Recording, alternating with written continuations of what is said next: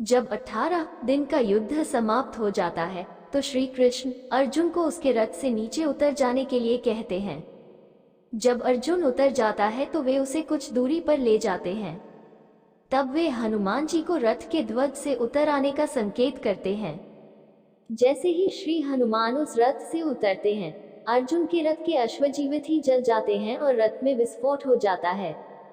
ये देखकर अर्जुन दहल उठता है। तब श्री कृष्ण उसे बताते हैं कि पितामह भीष्म, गुरु द्रोण, कर्ण और अश्वत्थामा के घातक अस्त्रों के कारण अर्जुन के रथ में यह विस्फोट हुआ है। यह अब तक इसलिए सुरक्षित था क्योंकि उस पर स्वयं उनकी कृपा थी और श्री हनुमान की शक्ति थी, जो रथ अब तक इन विनाशकारी अस्त्रों के प्रभाव को सहन किए हुए था। महाभारत के युद्ध के पश्चात सांत्वना देने के उद्देश्य से भगवान श्री कृष्णचंद्र जी गांधारी के पास गए। गांधारी अपने 100 पुत्रों के मृत्यु के शोक में अत्यंत व्याकुल थी।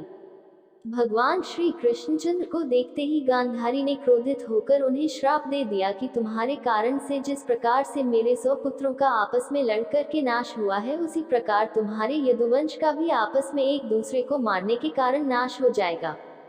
भगवान श्री कृष्णचंद्र ने माता गांधारी के उस श्राप को पूर्ण करने के लिए यादवों की मति को फेर दिया।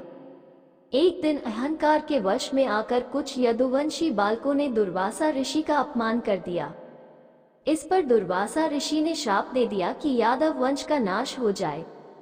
उनके शाप के प्रभाव से यदुवंशी पर्व के दिन प्रभास क्षेत्र में आए।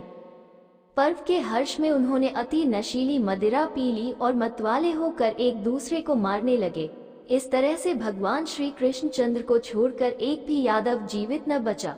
इस घटना के बाद भगवान श्री कृष्णचंद्र महाप्रयाण करके स्वधाम चले जाने के विचार से सोमनाथ के पास वन में एक पीपल के वृक्ष के नीचे बैठकर ध्यानस्थ हो गए।